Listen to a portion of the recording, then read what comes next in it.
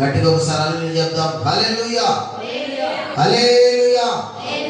క్రీస్తునందు ప్రియమైన దేవుని బిడ్డలారా, మన ప్రభువును రక్షకుడైన యేసుక్రీస్తు వారి శ్రేష్టమైనటువంటి నామమున ఈ ఉపవాస ప్రార్థన కూడికకు కూడొచ్చిన మీకు అందరికీ ప్రభు పేరట అందరికీ శుభాభివందనాలు తెలియపరుస్తూ ఉన్నాను. దేవుని కృప, దేవుని సమాధానం మనకందరికీ తోడై ఉండును గాక. ఆమేన్. మంచిది. ప్రియమైనటువంటి దేవుని బిడ్డలారా, దేవుని వాక్యము ప్రారంభమవుతుంది కాబట్టి జాగ్రత్తగా దేవుని వాక్యం మీద మనం దృష్టి పెడదాం. కొద్ది నిమిషాలు ప్రభు మనతో మాట్లాడతాడనే ఆశతో మనం దేవుని సన్నిధిలో వేచి ఉంటాం. మనం చదువుకున్నటువంటి లేఖన భాగంలో దానియేలు చేత దేవుడు అనేకమైనటువంటి విషయాలను రాయిస్తూ 3వ వచనంలో బుద్ధిమంతులను గురించి ఆయన ప్రస్తావించాడు. పరిశుద్ధాత్మ దేవుడు దానియేలును ప్రేరేపించి ఈ యొక్క మాటలు దేవుని యొక్క గ్రంథములో లిఖింపజేశాడు. కారణం ఏంటంటే ఆ మాటలు బైబిల్లోనికి వచ్చాయంటే అవి మన అనుభవాల్లోనికి రావాలని, దేవునికి స్తోత్రం, అవి మన జీవితాల్లో నెరవేరాలని పరిశుద్ధాత్మ దేవుని యొక్క ఆశ, కోరిక ఉన్నది కనుక ఆ మాటలను పరిశుద్ధాత్మ దేవుడు దానియేలు ద్వారా రాయించాడు. బుద్ధిమంతులైతే ఆకాశ మండలంలోని జ్యోతులను పోలిన వారై ప్రకాశించెదరు. బుద్ధిమంతులైతే జ్యోతుల్లా ఉంటారు. జ్యోతి అంటే దీపము అని కూడా మనం చెప్పుకోవచ్చు. జ్యోతి అంటే దీపం, వెలుగునిచ్చేదాన్ని జ్యోతి అంటారు. జ్యోతి అంటారు. మామూలుగా ఏమైనా పెద్ద పెద్ద కార్యక్రమాలు ప్రారంభించేటప్పుడు జ్యోతి ప్రజ్వలన చేస్తారు. వేదికల మీద ఆ జ్యోతి ప్రజ్వలన చేస్తారు, ఒక జ్యోతిని అంటిస్తారు. వెలుగు ఎప్పుడు మన కుటుంబాలలో వెలుగుతూ ఉండాలని కోరుకుంటారు. ప్రియమైనటువంటి దేవుని బిడ్డలారా, నీతిమంతులైతే అలాగే బుద్ధిమంతులైతే, బుద్ధిమంతులు అన్నా జ్ఞానవంతులు అన్నా వివేకము కలిగిన వారన్నా ఒకటే, యథార్థవంతులన్నా ఇవన్నీ కూడా పర్యాయ పదాల కిందకి వస్తుందన్నమాట. బుద్ధిమంతులైతే ఖచ్చితముగా వాళ్ళు ప్రకాశిస్తారు అనే విషయాన్ని మనం జాగ్రత్తగా నేర్చుకోవాలి.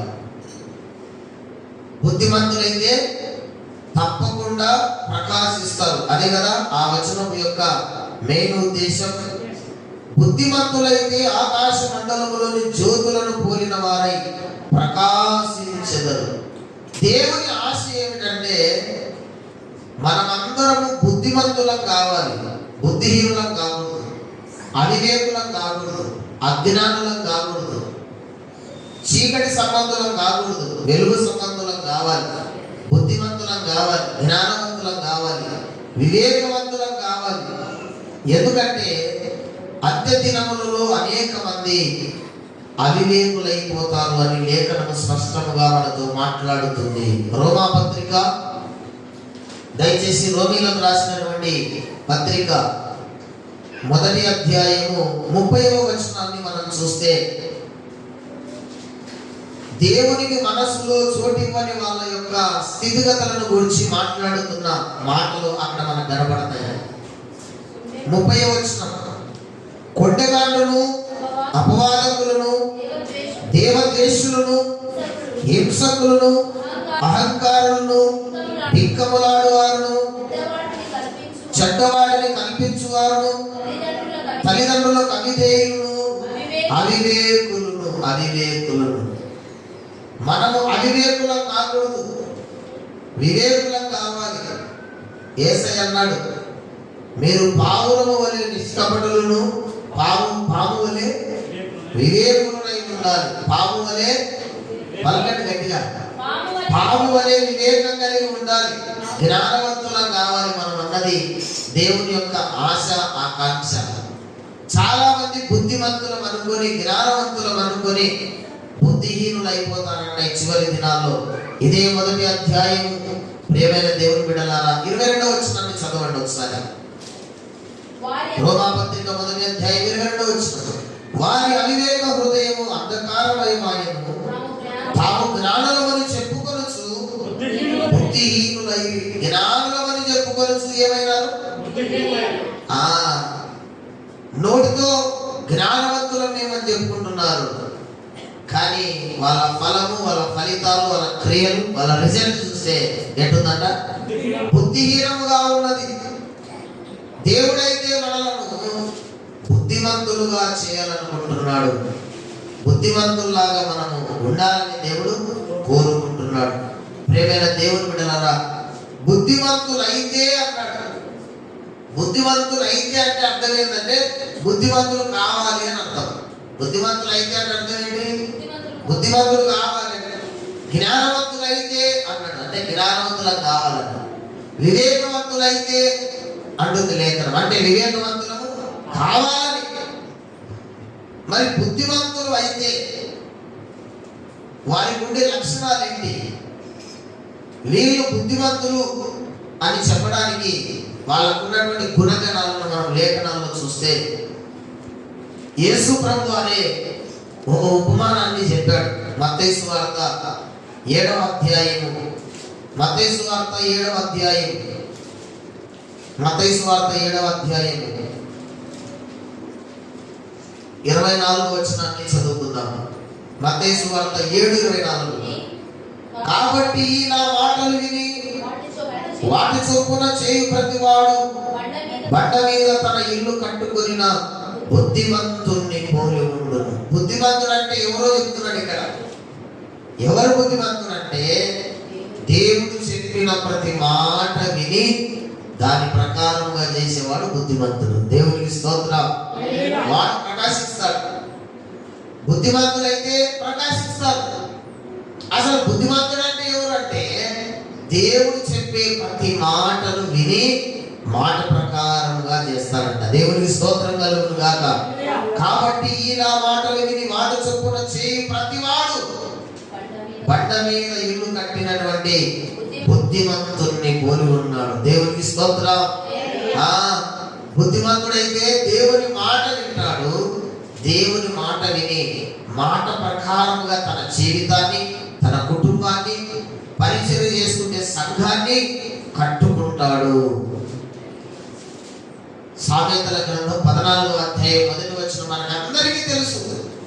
సామెతల గ్రంథం 14వ అధ్యాయం 1వ వచనంలో రాయబడి ఉన్న మాట మనకు తెలుసు.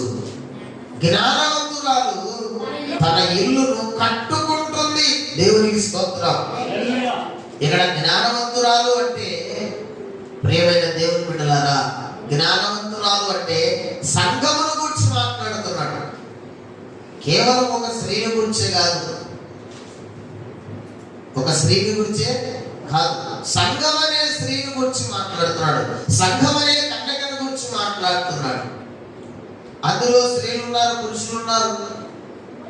పౌలు యూదుడని, గ్రీసు దేశస్థుడని, అన్యుడని భేదమేమీ లేదు. యేసుక్రీస్తునందు మనం అందరం ఒకటే. ఆయన మనల్ని రక్షకుడు, రక్తం వలన విమోచించాడు అని అపోస్తలుడైన స్పష్టంగా చెప్పాడు. దేవుని బిడ్డలారా, జ్ఞానవంతులు కట్టుకుంటాడు. బుద్ధిమంతుడన్నా జ్ఞానవంతుడన్నా ఒకటే. దేవుని మాట చేత తన జీవితాన్ని, దేవుని మాట చేత తన కుటుంబాన్ని, దేవుని మాట చేత సంఘాన్ని కట్టుకునేవాడు బుద్ధిమంతుడు, బుద్ధిమంతురాలు. దేవునికి స్తోత్రం కలుగును గాక. ఆ విషయంలో మనం పరిశీలించుకోవాలి. దేవుని మాట చేత ముందు మనం కట్టబడుతున్నామా అనేది మొదటి విషయం. దేవుని మాట చేతనే నా కుటుంబం కట్టబడుతుందా అనేది రెండో విషయం. దేవుని మాట చేతనే నేను నా సంఘాన్ని కట్టుకోగలుగుతున్నానా అనేది మూడవ విషయం. జాగ్రత్తగా మనం వాటిని జ్ఞాపకం చేసుకోవాలి. దేవునికి స్తోత్రం కలుగును గాక. బుద్ధిమంతులైతే ఆకాశ మండలంలో జ్యోతులను పోలిన వారిని ప్రకాశిస్తారు. ప్రకాశించడం అన్నా వెలగడం అన్నా కదా ఒకటే, అంతేనా కదా? వెలుగు అన్నా ప్రకాశం అన్నా ఒకటే. ప్రకాశం అని పేరు పెడతామంటే వెలుగు అని అర్థం, వెలుతురు అని అర్థం. బుద్ధిమంతులు ఏ ఏ విషయాల్లో వెలగాలి? బుద్ధిమంతులు ఏ ఏ విషయాల్లో వెలగాలి? అసలు బుద్ధిమంతులు ఎవరు? మీరందరూ వాక్యం వింటున్నారు లేదా? బుద్ధిమంతులు ఎవరు? దేవుని మాట చొప్పున, దేవుని మాట విని ఆ మాట చొప్పున తన జీవితాన్ని కట్టుకునేవాడు, ఇంటిని కట్టుకునేవాడు, సంఘాన్ని కట్టుకునేవాడు బుద్ధిమంతుడు. వాడు బండ మీద ఇల్లును కట్టినవాడు. అది వాడలు వస్తాయి, వరదలు వస్తాయి, పడవు, పడగొట్టువని పడవు. బండ మీద కట్టిన ఇల్లు పడదు. దేవునికి స్తోత్రం, హల్లెలూయా. వానలు వచ్చిన, వరదలు కురిసెను, గాలి విసిరి ఆ ఇంటి మీద కొట్టెను, గాని ఆ ఇల్లు బండ మీద కట్టబడి ఉన్నందున ఆ ఇల్లు కూలలేదు అన్నాడు. కింద ఒక ఇల్లు ఉంది, బుద్ధిహీనుని ఇల్లు, భక్తిహీనుని ఇల్లు, మూర్ఖుని ఇల్లు. గాలి వచ్చింది, వాన వచ్చింది, వరద వచ్చింది, ఇంటి మీద కొట్టేసరికి ఆ ఇల్లు పడిపోయింది. ఇంకొక విచిత్రం ఏంటంటే అసలు గాలి, వాన, ఇరుగులు, ఇబ్బందులు ఆ బ్రతుకును కొట్టాల్సిన అవసరం లే. మూర్ఖురాలు తన ఇంటిని తానే. చాలా విచిత్రమైన విషయాలు ఇవన్నీ కూడా. బుద్ధిమంతుడైతే లోతుగా తల్లి పునాది వేసుకొని క్రీస్తు అనే బండ మీద తన జీవితాన్ని, క్రీస్తు అనే బండ మీద తన కుటుంబాన్ని, క్రీస్తు అనే బండ మీద తన సంఘాన్ని కట్టుకుంటూ వస్తాడు. మూర్ఖురాలైతే, మూడు రాలైతే ఇసుక మీద కట్టుకుంటూ వస్తుంది. ఇసుక అంటే తన స్వనీతి, తన సొంత జ్ఞానం, సొంత తెలివితేటల మీద కట్టుకుంటూ వస్తుందా? రాళ్ళ మీద కట్టినవి, గట్టి పునాది మీద కట్టినవి ఉంటాయా? ఇసుక మీద కట్టే ఉండవా అని అతి తెలివి ప్రదర్శించి కడతారన్నమాట. ఉంటుంది కొద్ది కాలంలో. దానిని పరీక్షించడానికి గాలి, వాన, వరదలు వచ్చినప్పుడు ఆ ఇల్లు కూలిపోయింది. దాని పాటు గొప్పది రాయబడినట్టు కింద. దేవునికి స్తోత్రం కలుగుగా. ఎవరైతే ఆయన మాటల ప్రకారంగా, ఆయన మాటలు విని వాడు చొప్పున చేస్తారో వాడు నీతిమంతులు, నీతిమంతురాలు. ఆ విషయాన్ని మనమే పరీక్షించుకోవాలి. నీతిమంతుడు, బుద్ధిమంతుడు ప్రకాశిస్తాడు. ఎలా ప్రకాశిస్తాడు? ఎలా ప్రకాశిస్తాడంటే ప్రియమైనటువంటి దేవుని బిడ్డలారా, మత్తయి సువార్త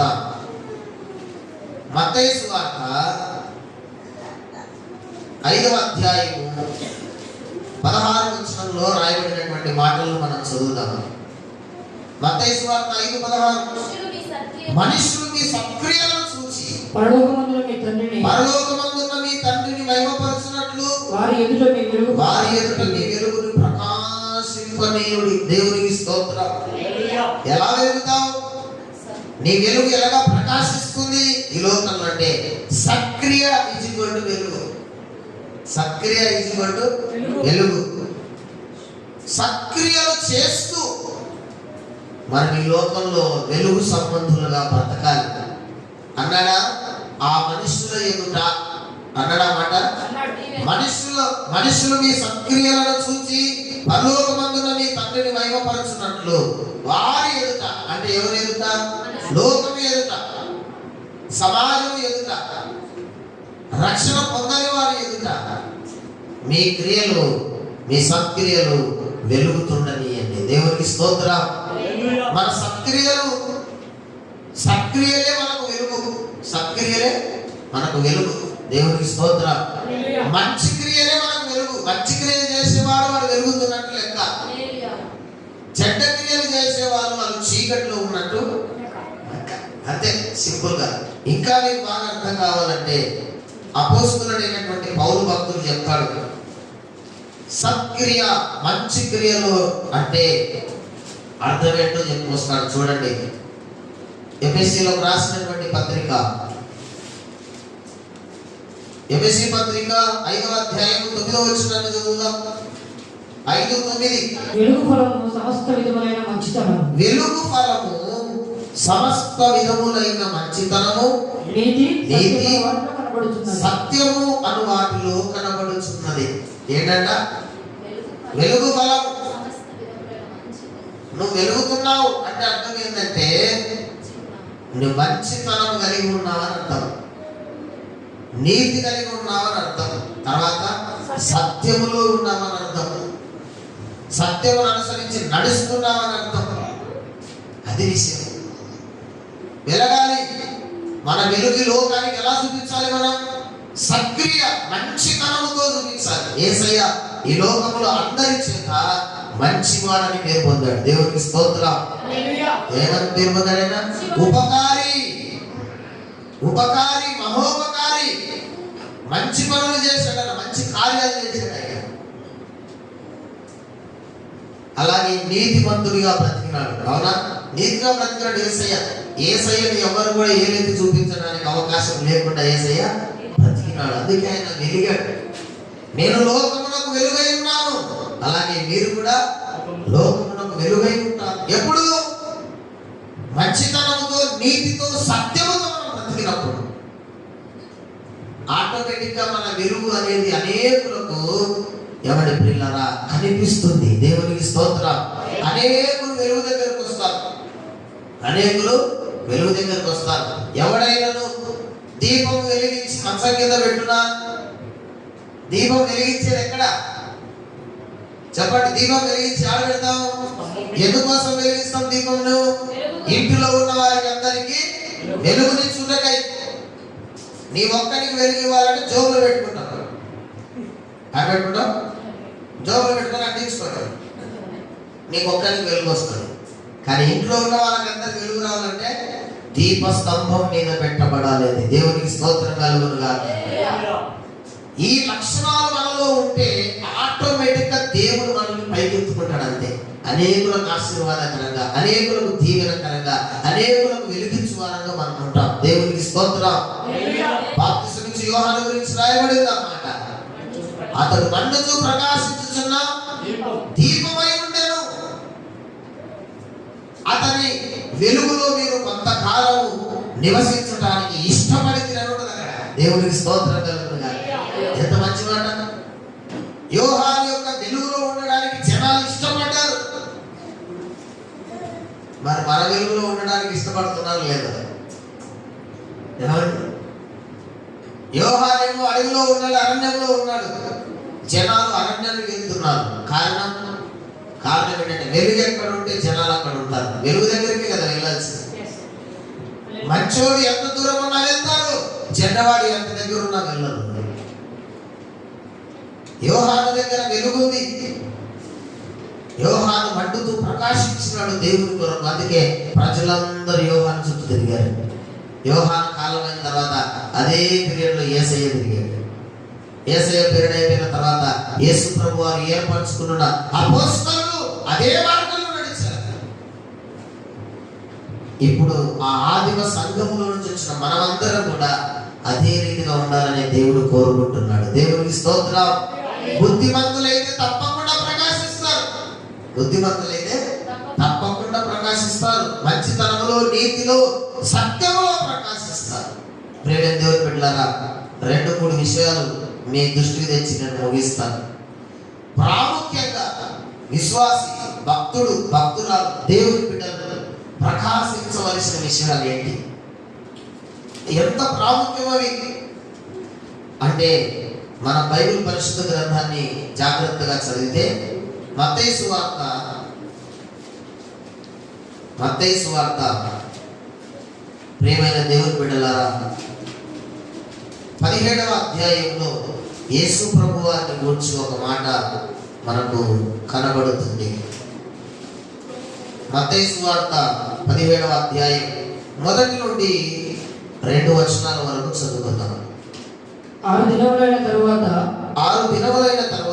యేసు పేతురును యాకోబును అతని సహోదరుడైన యోహానును వెంటబెట్టుకుని ఎత్తేలియము కొండ మీదికి ఏకాంతముగా పోయి వారి ఎదుట రూపాంతరము పొందెను. ఆయన ముఖము సూర్యుని వలె ప్రకాశించెను. దేవునికి స్తోత్రం. హల్లెలూయా. యేసయ్య కూడా ప్రకాశిస్తున్నాడు. ఎందులో అంటే ప్రార్థనలో ప్రకాశించాలి. ప్రార్థన అనే వెలుగు విశ్వాస దగ్గర ఎప్పుడు ఉండాలి.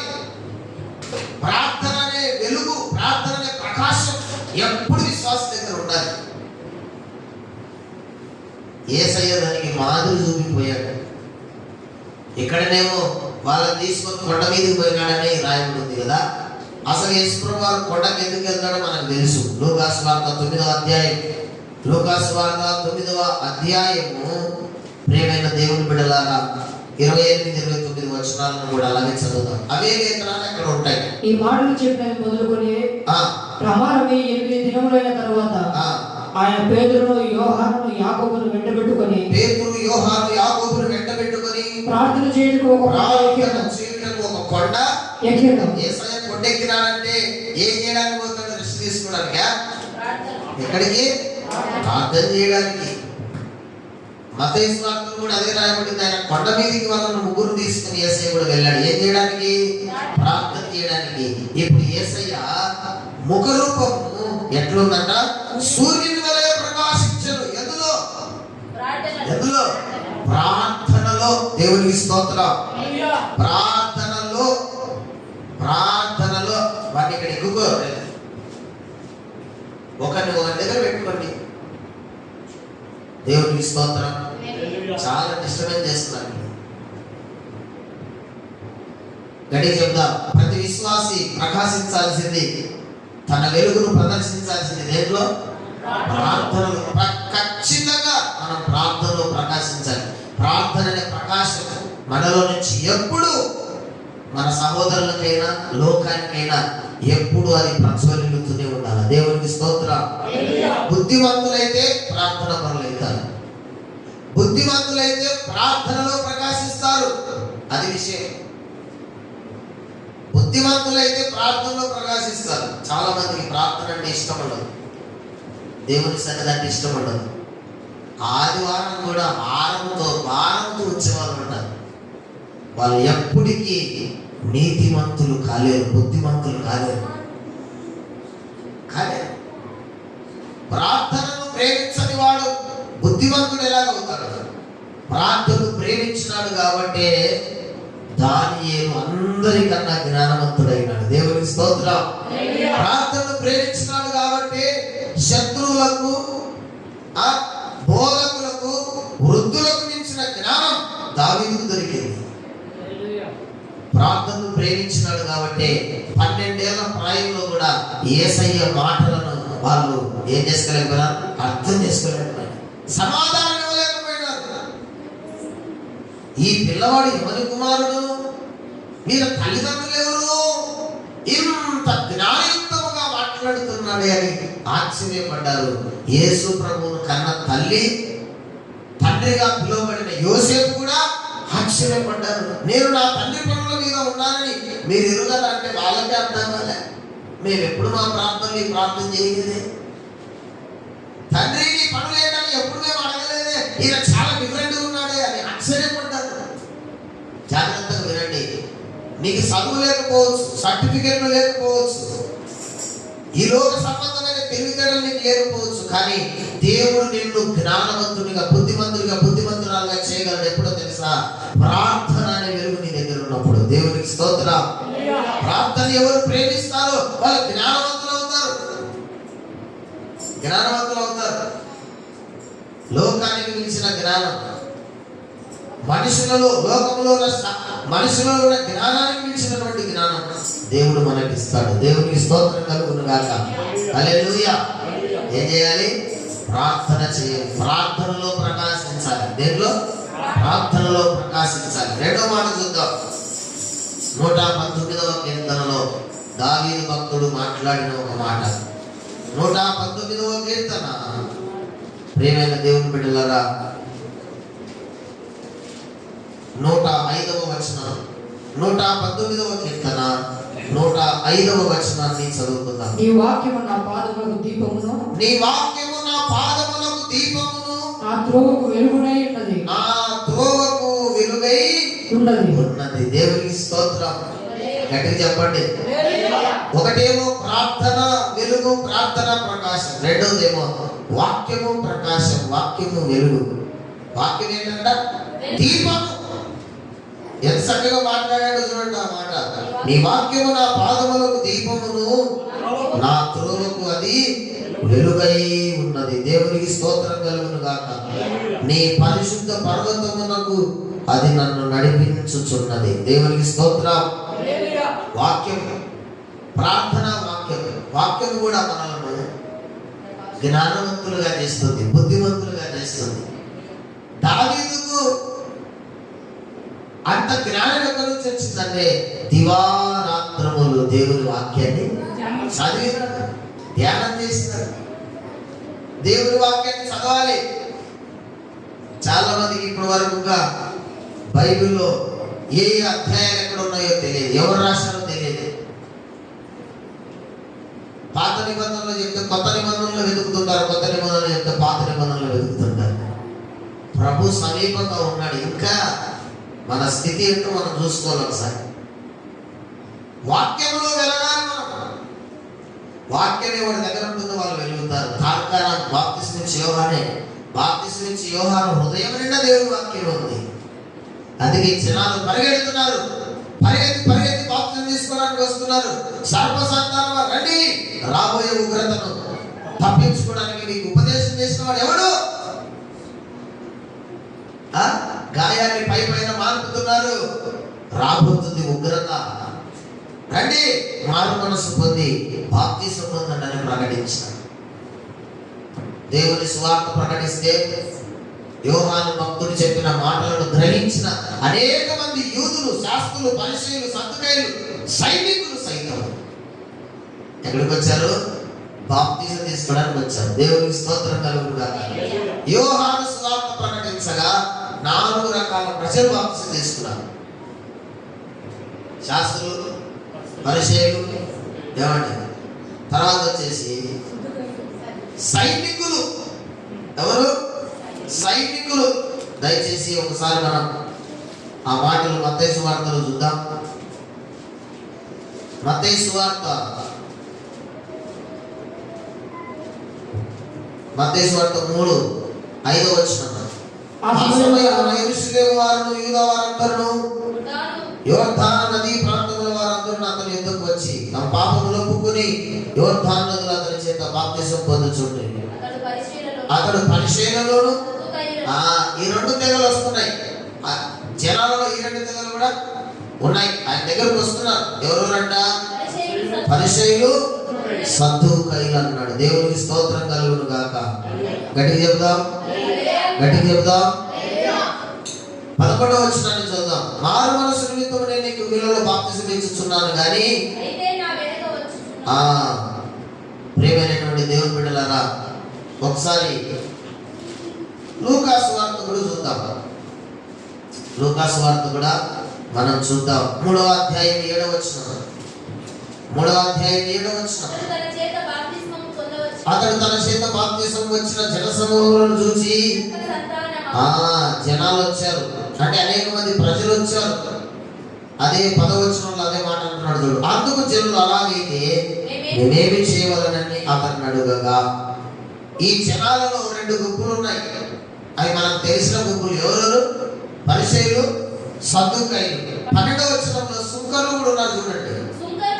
సుంకరులు బాప్తిసము పొందవచ్చి బోధకుడా మేమేమి చేయవలనని అతన్ని అడుగగా. 14వ వచనంలో సైనికులు. దేవునికి స్తోత్రం. ఇప్పుడు చెప్పండి, 4 రకాల ప్రజలు కదా? పరిసయ్యులు, సద్దూకయ్యులు, సుంకరులు, సైనికులు. దేవునికి స్తోత్రం.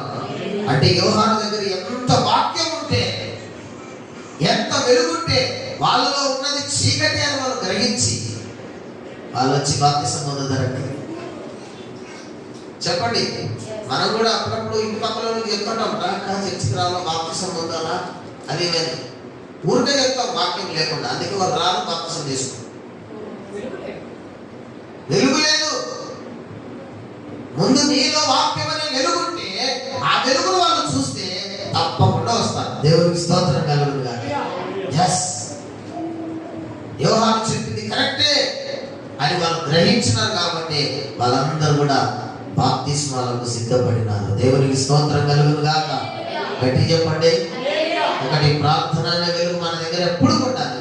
రెండవది, వాక్యం అనే వెలుగు ఎప్పుడు మన దగ్గర ఉండాలి. ఇంకొకటి కూడా చూద్దాం. 2 కొరింథీయులకు రాసిన పత్రిక 4:4లో సువార్త అనే వెలుగు కూడా ఎప్పుడు మన దగ్గర ఉండాలి. 2 కొరింథీ చాప్టర్ 4:4, 2 కొరింథీ 4:4, 2 కొరింథీ 4:4. దేవుని స్వరూపి అయిన క్రీస్తు మహిమను కనబరచు సువార్త ప్రకాశము వారికి ప్రకాశింపకుండునట్లు ఈ యుగ సంబంధమైన దేవత అవిశ్వాసులైన వారి మనోనేత్రములకు గుడ్డితనమును కలుగజేసింది. దేవుని స్వరూపి అయిన క్రీస్తు మహిమను కనబరిచే సువార్త ప్రకాశము. సువార్తనే ప్రకాశము. దేవునికి స్తోత్రం. సువార్త is equal to Prakasam. Gospel is equal to light కదా. గాస్పెలే ఒక లైట్, సువార్త అనేది ఒక లైట్. మరి ఈ లైట్ ఎప్పుడు మన దగ్గర ఉండాలి, ఈ వెలుగు ఎప్పుడు మన దగ్గర ఉండాలి. దేవునికి స్తోత్రం. జాగ్రత్తగా పరీక్షించుకోండి, లేకపోతే కష్టపడదాం భవిష్యత్తులో. ప్రార్థన అనే వెలుగు, వాక్యం అనే వెలుగు, సువార్త అనే వెలుగు ఎప్పుడు మనలో నుంచి ప్రకాశిస్తూనే ఉండాలి. దేవునికి స్తోత్రం. అందుకే కదా యేసయ్య ఊర్లూర్లు తిరిగి సువార్త ప్రకటించినాడు. కరగలేదా? అసలు ఆయన భూమి మీదకి వచ్చింది ఎందుకంటే సువార్తను ప్రకటించడానికి వచ్చాను, ఊర్లు తిరగడానికి వచ్చినాను అన్నాడు. అనేక ప్రాంతములలో దేవుని రాజ్య సువార్తను ప్రకటించడానికి నేను పై నుండి కిందికి వచ్చిన. దేవునికి స్తోత్రం. కింద నుంచి మనం పైకి పోవాలంటే సువార్త ప్రకటించాలి. ఆయననేమో పై నుండి కిందికి వచ్చి సువార్త ప్రకటించి ఆయన పైకి వెళ్ళిపోయినాడు. కింద మనం పైకి పోవాలంటే సంచారం చేయాలి. అనేకులకు దేవుని సువార్త అనే వెలుగును ఎప్పుడు మన దగ్గర నుంచి ప్రకాశింపజేస్తూనే ఉండాలి. వాళ్ళ ఎదుట ఎప్పుడు మనం మాట్లాడిన దేవుని మాట, మాట్లాడిన ప్రార్థన గురించి, మాట్లాడిన వాక్యమును గురించి మనం ఎప్పుడు మాట్లాడుతూ ఉండాలి. దేవునికి స్తోత్రం కలుగును గాక. గట్టి చెప్దాం హల్లెలూయా. చివరిది ఏంటో తెలుసా? సత్యం అనే వెలుగు. దేవునికి స్తోత్రం కలుగును గాక. సత్యం అనే వెలుగును మనం అనుసరించి నడుస్తూనే ఉండాలి. అది దేవునికి ఆనందాన్ని తీసుకొచ్చేటువంటి విషయం. యోహాను పత్రిక 3వ పత్రిక 4వ వచనాన్ని చదువుకుందాం. నా పిల్లలు సత్యమును అనుసరించి నడుచుకొనుచున్నారని వినుట కంటే నాకు ఎక్కువైన సంతోషము లేదు. ఎప్పుడు మనం సత్యము అనే వెలుగుని ఇస్తానే ఉండాలి లోకానికి. దేవునికి స్తోత్రం కలుగును గాక. గట్టిగా చెప్పండి. ఎన్ని విషయాలు చెప్పా? బుద్ధిమంతులైతే ప్రకాశిస్తారు. ఏ విషయాల్లో ప్రకాశిస్తారు? ప్రార్థనలో, వాక్యంలో, సువార్త ప్రకటనలో, సత్యమును తెలియపరచడం. ఇవి నిత్యము జరగాలి. ఎప్పుడు? నిత్యం ఉండాలి. మనకి ప్రార్థన అనే వెలుగు ఎప్పుడు మన దగ్గర ఉండాలి. వాక్యం అనే వెలుగు ఎప్పుడు మన దగ్గర ఉండాలి. సువార్త అనే వెలుగు మన జీవితంలో నిరంతరం జరుగుతూనే ఉండాలి. అలాగే సత్యము సత్యము సత్యము సత్యము. దేవుని వాక్య సారాంశమే సత్యం. సంపూర్ణ సిద్ధియే సత్యం. ఇది కూడా ఎల్లప్పుడూ మన జీవితంలో వెలుగుతూనే ఉండాలి, ప్రకాశిస్తూ ఉండాలి, మాట్లాడుతూనే ఉండాలి, దాని కొరకు ప్రయాసపడుతూనే ఉండాలి. ఈ ఉపవాస ప్రార్థనలో మనం అటువంటి వారంగా తయారు కావాలి. దేవునికి స్తోత్రం. ఒకవేళ ఆరిపోయిన ప్రార్థన జీవితం అంటే వెలిగించుకోండి. వెనకబడినటువంటి వాక్య ధ్యాన జీవితాలు మళ్ళా పురుగొల్పబడి దేవుని వాక్యాన్ని చదవడానికి ముందుకు రండి. సువార్త విషయంలో అసలు మనం పార్టిసిపేషన్ లేకపోతే సువార్త ప్రకాశం అనేకులకు మనం ప్రకటించడానికి, ప్రకాశింపజేయడానికి ముందుకు రావాలి. సత్యం విషయమై ఇంతవరకు కొడుతూ కూడా మాట్లాడలేదా? ఒక్కరికి కూడా చెప్పలేదా? అసలు ముందు సత్యం ఏదో నీకు తెలుసు. ఆ సత్యంలో నడుస్తున్నావా? సత్యవంతులు ఆనందం కలిగి ఉన్నావా? ఒకవేళ లేకపోతే అవి అనుసరించు. ఉంటే దేవుడు నీ హృదయంలో పెట్టినటువంటి ఆ సత్యాన్ని సర్వలోకానికి ప్రకటించడానికి మనము ప్రయత్నము చేయాలి. దేవునికి స్తోత్రం కలుగును గాక. ఇటువంటి అనుభవాల గుండా మనం అందరం నడవాలనే దానియేలు చేత పరిశుద్ధాత్మ దేవుడు 12వ అధ్యాయం 3వ వచనాన్ని రాయించినాడు. దేవునికి స్తోత్రం. అక్కడ కింద భాగాన్ని మనం చదివితే, నీతి మార్గమును అనుసరించి ఎందరూ అనేకులను ఆయన వైపు తిప్పుదురో వారు వారు నక్షత్రము వలె నిరంతరం ప్రకాశిస్తారు. దేవునికి స్తోత్రం. నిరంతర ప్రార్థనల వెలుగు, నిరంతర వాక్యమనే వెలుగు, నిరంతర స్వార్థనే వెలుగు, నిరంతరం సత్యమనే వెలుగు ప్రకాశిస్తూ ఉంటారు. ఇంకా ఆరిపోయే పరిస్థితి ఉండదు. ఈ లైన్ లో ఉన్నాడు ఖచ్చితంగా నిజంగా దానియేలు వంటి వాడే అవుతాడు. దేవునికి స్తోత్రం కలుగును గాక. దేవుడు అట్టి కృప మనకిచ్చి అట్టి అనుభవాల గుండా మనలందరినీ నడిపించును గాక. రండి, కళ్ళు ఉంచండి, కళ్ళు మూసుకొని ప్రార్థన చేసుకున్నాం. చిన్న మాట.